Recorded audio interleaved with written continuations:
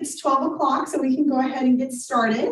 For everyone on Zoom, just want to let you know that I'll be monitoring the chat at the end of this presentation. We do have those who are in person with us joining today. So in order just to keep things simple, we'll just do all the questions at the end. But today we are going to be talking about the basics of kids nutrition. We're going to dive right into kind of the basics in this first presentation, and then the next presentation on Wednesday will build upon the information we talk about today. And just keep in mind that this presentation, it's built for parents, grandparents, caregivers, but also those who are just interested in the topic. So keep in mind that the verbiage I'm going to be using is probably assuming that you care for a child, but just take what you need from this presentation as we go along. So we are first going to talk about the benefits of healthy eating. We'll get a little bit more into the barriers of healthy eating and how to overcome that with some healthy education for children. And then we'll talk about helping those kids make healthy choices through the life cycle. And then finally, we'll finish up with some actual phrases and verbiage you can use with children that help making healthy choices in regards to nutrition, and those that we can try to avoid. So we'll get right into it with the benefits of healthy eating. And the benefits are probably not new knowledge to you guys. A lot of people know about the knowledge of eating healthily, but it's especially important for children because they're rapidly developing. Their brain doesn't stop developing until their mid to late 20s. And also eating healthily supports their immune system, their digestive system. It helps strengthen bones, skin, teeth, eyes, and even maintain a healthy weight and muscle. And also during this stage, kids are rapidly learning and intaking information in school, outside of school. And so eating healthily can improve how they do in school because their brain is still developing. So it's really important, it's really crucial at this stage when we talk about children that they have a balanced meal and eat healthily. So that all sounds great in theory, but there are different barriers to eating healthy. Even if we all knew exactly what to eat, doesn't always happen because there are different barriers. And these kind of vary depending on the stage of life that your child is in. So obviously an infant's barriers to eating healthily is very different than elementary schooler. So we break these down into 4 different groups. So we're going to mainly talk about through this presentation, infant through grade schooler, which ends about 12, so before the teenage years. So as an infant, breast milk is the ideal food, followed by formula. So often a barrier at this time is getting the infant to nurse or take the bottle. And it's crucial to have these infants getting the proper nutrition because they're rapidly growing at this stage. Whereas when they get into the toddler years, about 1 to 3 years old, their appetite and growth decreases. So they need about 1,000 calories a day. But the barrier here is that they might not feel as hungry because their growth rate has slowed down quite significantly from that year to 3 years old.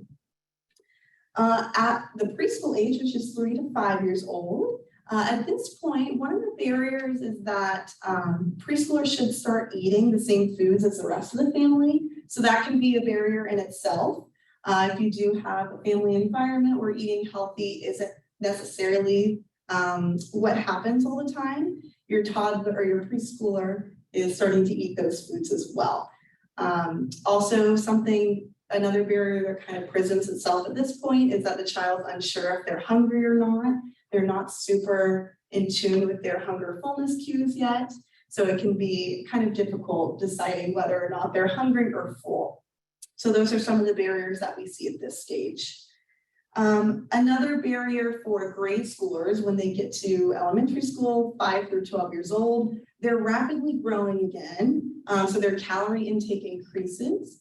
But this is often the point when we're creating food rules for children. So they're being told to finish their plate and they're not really properly honing into those hunger and fullness cues, which we'll talk about in more detail throughout this presentation and how important that is. Also, something I wanted to mention is the overall barrier of time. Oftentimes, if you're a parent or a caregiver for a kid, it seems like time's working against you. There's not enough time in the day to really create a healthy meal for you, for the kid. So we'll talk about some tips about how to overcome the barrier of time as well in a future slide here. So what's really important, the overall goal is to teach our children how to make healthy lifestyle choices for themselves. The goal is for them to not only be a healthy kid, but we want them to be a healthy teenager, a healthy adult, and so forth. So really, some of the main tips that we'll talk about here is the education portion of healthy eating. So some of those ways that you can help educate your kid on making healthy choices would be by making it fun and involving your kid in the whole process. So taking your kid to the grocery store and involving them in that process, and then involving them in the process of actually preparing the food and making it something that they look forward to. It's also kind of a bonding and socialization moment too. So not only are you getting the education to them to help them make healthy choices in the future, but also you're having that socialization sort of connection as well over food. Another tip would be to try to avoid creating food rules.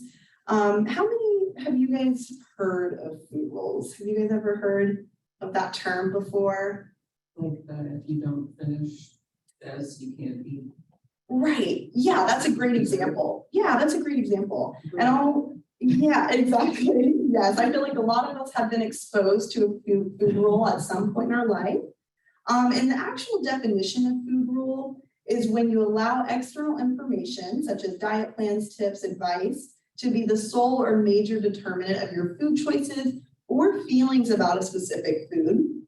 And the main part of this definition is with disregard to your own body's signals, desires, and feelings.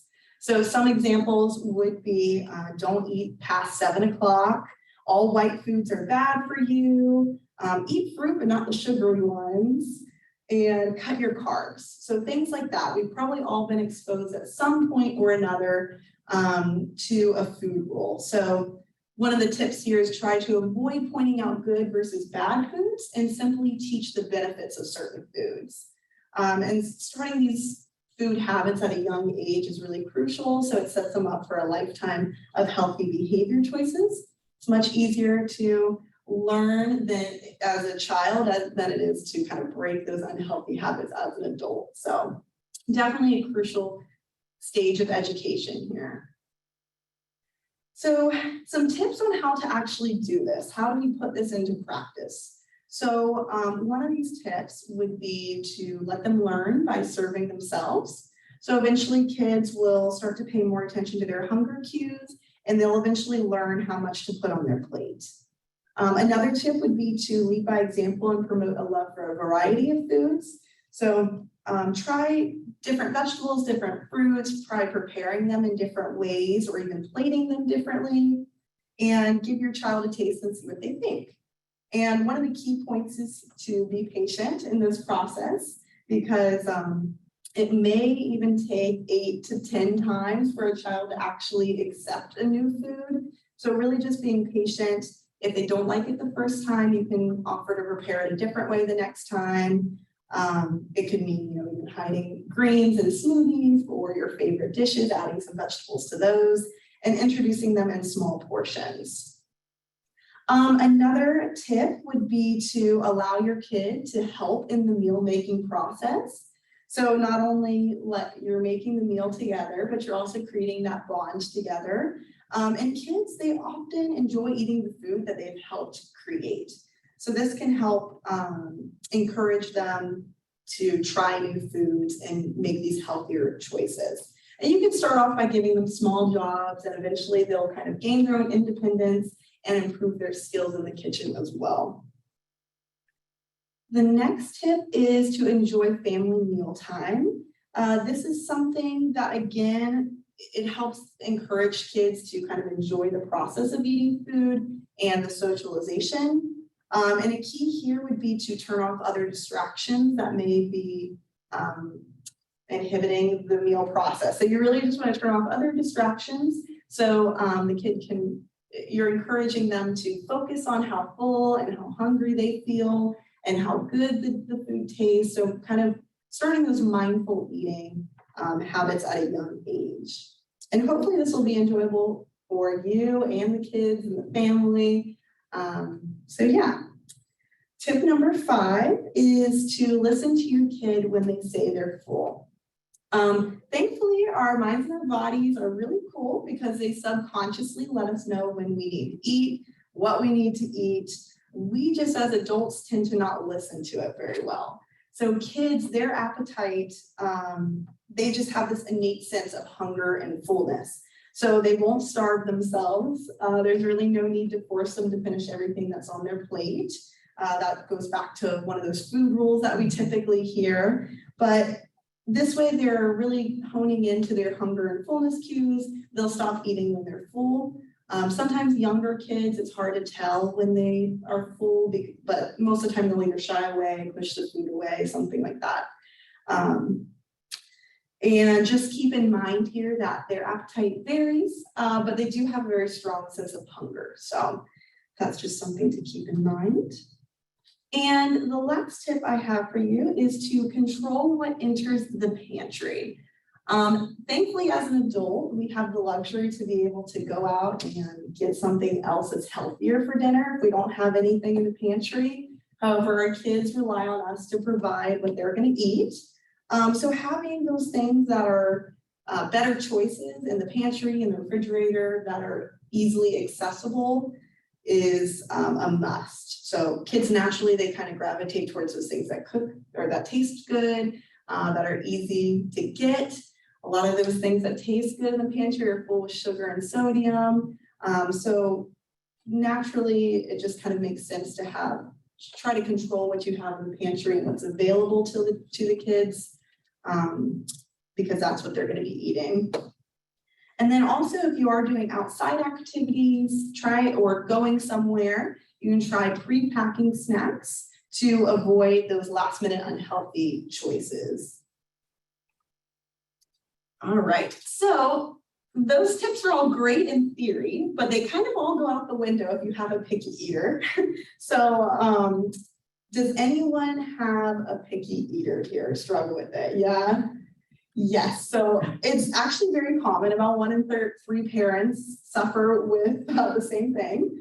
So thankfully, I came prepared with a few tips here to help with that. Tip number 1, again, is to respect your child's appetite. So again, don't force them to eat if they're not hungry. Not only does this make them become less sensitive to their hunger cues, but also it can cause association with anxiety at mealtime. Tip number 2 is try to stick to a routine. Try serving meals and snacks at the same time every day or as close to it as possible. And only offer milk or juice with the meal and not in between the meals, because that can cause a decrease in appetite. And something I wanted to mention here with juice, lots of studies have been shown that the majority of the added sugar intake for children is through fruit juices. So just be careful, kind of make that the exception and not the rule. So maybe it's more of a treat sort of thing, and not an everyday sort of thing, because they do contain quite a bit of added sugar. Tip number 3, this one might be more difficult than the others, but I'll explain some ways to hopefully get through it. This one is don't make a separate meal for your child after they reject the original meal. And that's because it promotes picky eating. It promotes the kid to not try the food because they know they're going to get their favorite food after the dinner. So try to encourage them to stay sitting at the table the whole time, even if they're not eating. And there's a few ways you can try to incorporate this in. You can try explaining that someone put time into growing the food, prepping the food for you, going to get it from the grocery store, and that food's a gift. So when someone offers you new food, you try it. You don't have to necessarily like it, but hopefully in trying it, they'll find some foods that they actually do enjoy. And also try introducing foods a little bit at a time, because sometimes a foreign food on a child's plate can be super overwhelming if it's in a big portion and taking up the whole plate. So just try introducing it a little bit at a time and try again if they don't like it, because like I said earlier, it can take quite a few times for a child to accept a new food. And then, yes, tip number 4 is to recruit your child's help. So we briefly talked about this earlier, but again, including your kid in the whole process of going to pick out the foods at the grocery store. And at that point, you can even ask them to select fruits and vegetables and other healthy foods that you want to have in the pantry or in the refrigerator. And again, don't buy anything that you wouldn't want your child to eat at home, because that's going to be what they have access to. All right. So I promised we'd go back to this barrier of time here. So I do have a few tips. I know busy parents, it makes it hard to eat healthily or make healthy behavior or lifestyle choices.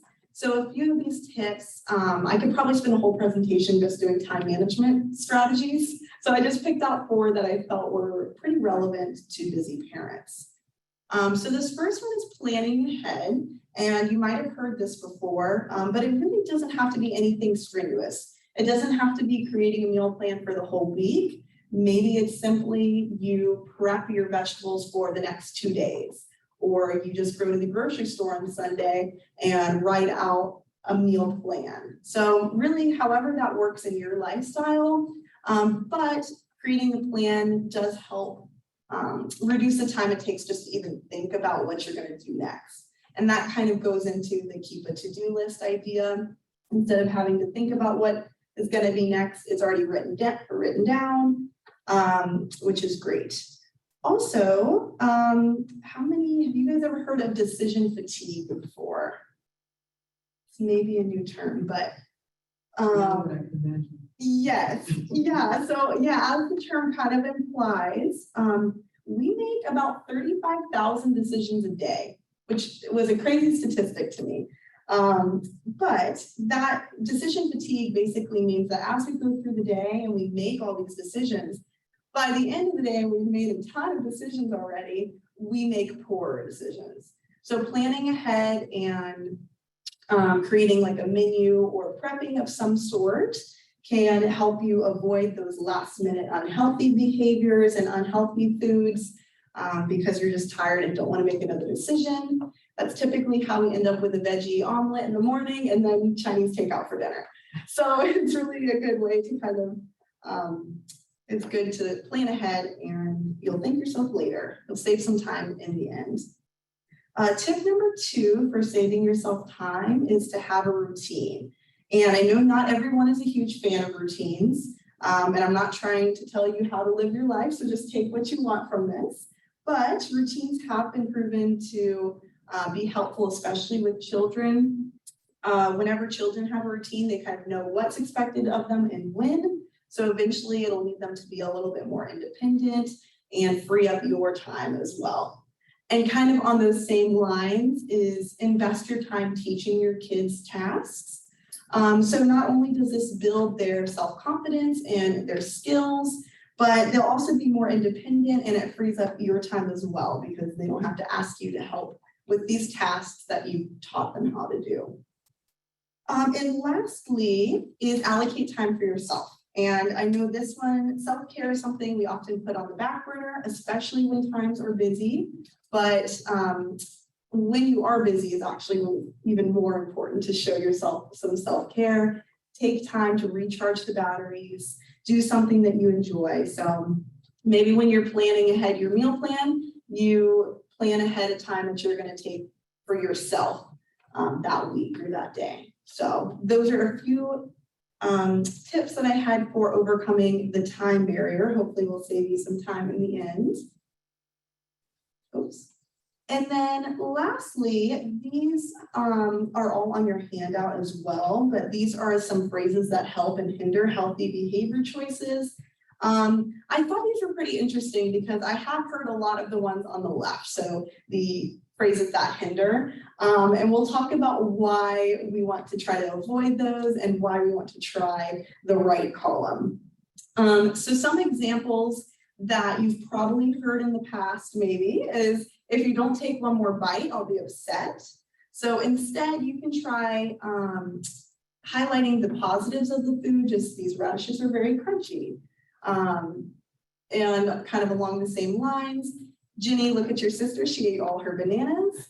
You can try, is your stomach still making its hungry growling noise? So again, trying to get them to listen to their hunger fullness cues. Are they really hungry? If they're not hungry, there's no need to eat all the bananas. So instead of saying those things, you can try asking them to listen to their own body. Instead of saying, see, that didn't taste so bad, did it? You can say, did you like it? Which one's your favorite? Encouraging them to pick out the positives and what they liked and didn't like. No dessert until you eat your vegetables. How about we can try those vegetables again another time? Stop crying, I'll give you a cookie. This one hits on the emotional eating aspect. So first, comforting the child. I'm sorry you're sad, come here, let me give you a hug, before we dive right into the eating aspect of it. So a lot of times emotions can be very overwhelming, and a lot of times we cope with that by eating, especially sugary, sweet things like a cookie. So trying to break that habit from, or stop that habit from even happening as a child can be something you can try. And then instead of saying, eat that for me, say this kiwi fruit is like a sweet like a strawberry. Again, highlighting the positives of the food. You're such a big girl, you finished all your peas. Is your stomach telling you that you're full? Again, hitting on those hunger fullness cues. And then instead of, you have to take one more bite before you leave the table, has your tummy had enough? So again, not forcing them to finish their plate if they're no longer hungry. And I wanted to provide this quote for you guys, just because I thought it was really good at kind of summing up an overall theme, which would be, children are great imitators, so give them something great to imitate. And this kind of hits on the fact that children are seeing your relationship with food, they're seeing the food choices that you make or the family makes as a whole, and they're learning that. So it's really important to try to provide those healthy choices and try to make these healthy behavior change in your life too, because that is what they are looking up to. And setting a good example and trying to engage your kids from the get-go in their own wellness. It's never too young to teach them some healthy food choices. So I have a few more things, but before we get into that, are there any questions about anything? So in the handout, we don't have some of the slides. Are you giving us the presentation as well? Yes, I'm going to send out. Yeah, that's a great question. I see one in here in the chat about that as well. I'll definitely send the handouts out. I meant to do that in the chat, so I can actually drop that in right now. And then let me just pull this out. I wonder if I can do this. Sorry, everyone. So yes, the handout and the slides will be sent out. Almost feels I can copy this link. Kind of hard to navigate with all the stuff open here. Okay, here's the link to the handout. And then I'll also send the presentation slides out as well. Yeah. Hi there, this is Donna. Can you hear me? Hi, yes. Hi, Donna. I have a question. So the problem that I seem to see the most is, in particular, proteins, but I guess it could be anything. You know, maybe the child eats, you know, the fruits, the vegetables, but no protein. Is that okay? Do you still, I mean, how do you handle that? Yeah, that's a great question. And the next series of this presentation will go more into exactly how much and kind of the different nutrients that you want to provide in a plate. But yeah, protein is a very important component of our diet. So it is important that kids receive some sort of protein. Is it mostly like meat proteins, or have you tried beans and lentils and stuff like that as well?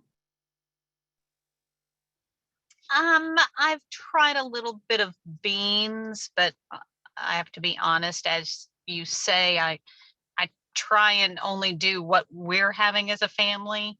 And I tend to have meat eaters. So Gotcha. Yeah, and not too many lentils. Gotcha. I understand that for sure. It could be even serving it differently. I don't know if you've tried even plating it differently. Kids are very visual people. So plating it differently or trying to season it differently, put it in something like a casserole or something, or another dish that they actually enjoy.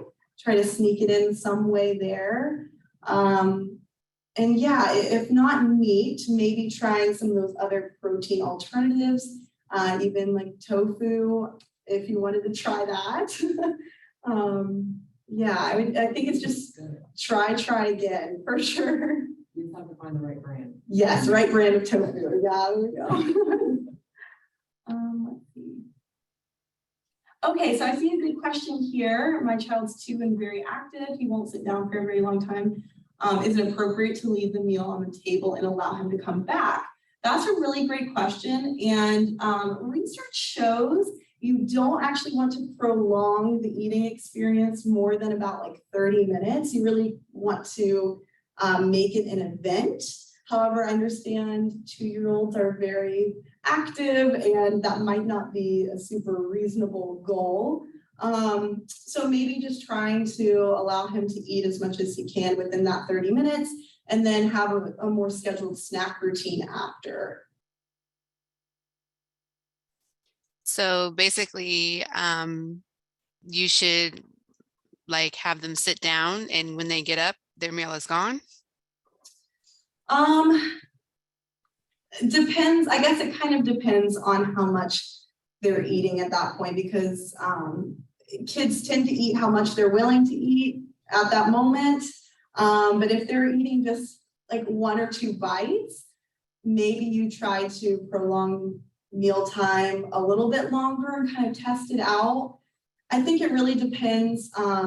It depends on what works for your lifestyle. I mean, if he's still getting in all the balanced meal, I would think that's better than not.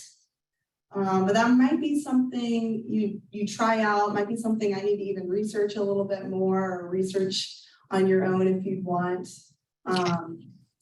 Yeah, that is a great question because there is research behind it, but it might not always be super applicable to your lifestyle. So in the end, you do have to kind of take what you can and do what you can that works for you.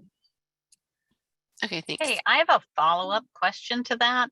Yeah. Because another thing that I've run into is, they say they don't want to eat at mealtime. And as you say, I've tried to kind of respect, are you hungry or not hungry? Yeah. We go through the evening, it's bedtime, it's 9 o'clock and I'm hungry.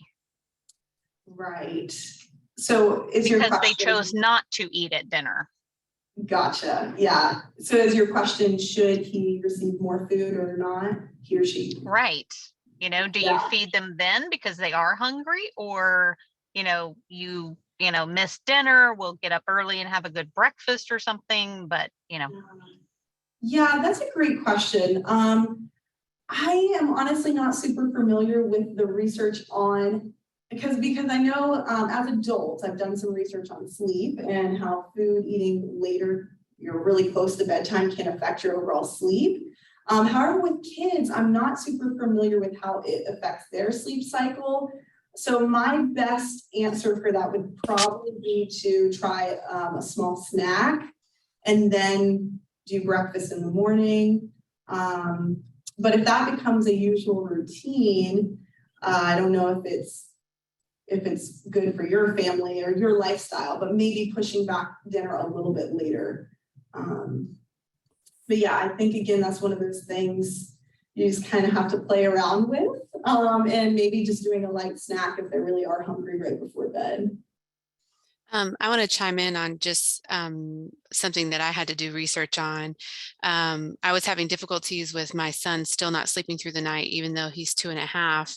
And part of that was because he always had like something to drink as he was going to sleep.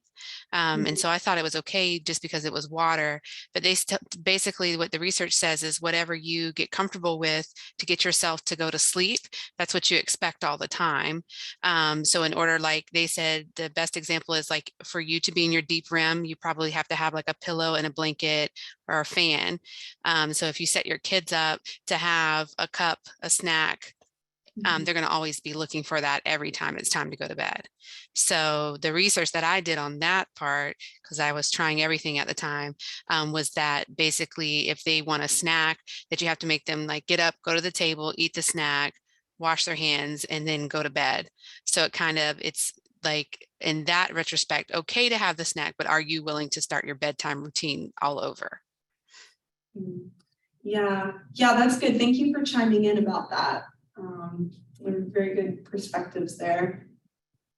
I see another question about getting kids to eat vegetables. I would definitely say try serving them different ways, maybe even if you have to hide them in, like, I have a few recipes at the end of these slides that I'll send out after, but turkey meat sauce, if you're having spaghetti, try chopping up mushrooms really tiny, or peppers, or other sort of vegetables that you want to add in there, and try to hide it that way. And that's kind of maybe a familiar meal that they have eaten before and they might not even notice.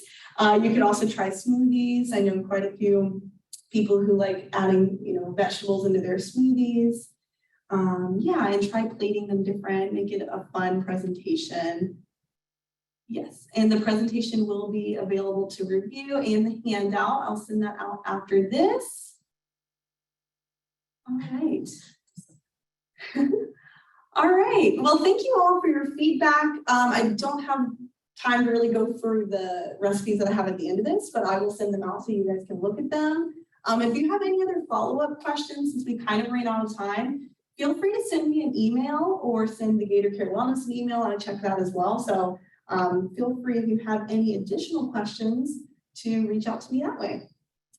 All right. Thank you all. Have a great rest of your day. And then next week, again, 12 to 12:30, same time, same place for those of you in person. So thank you. Thank you.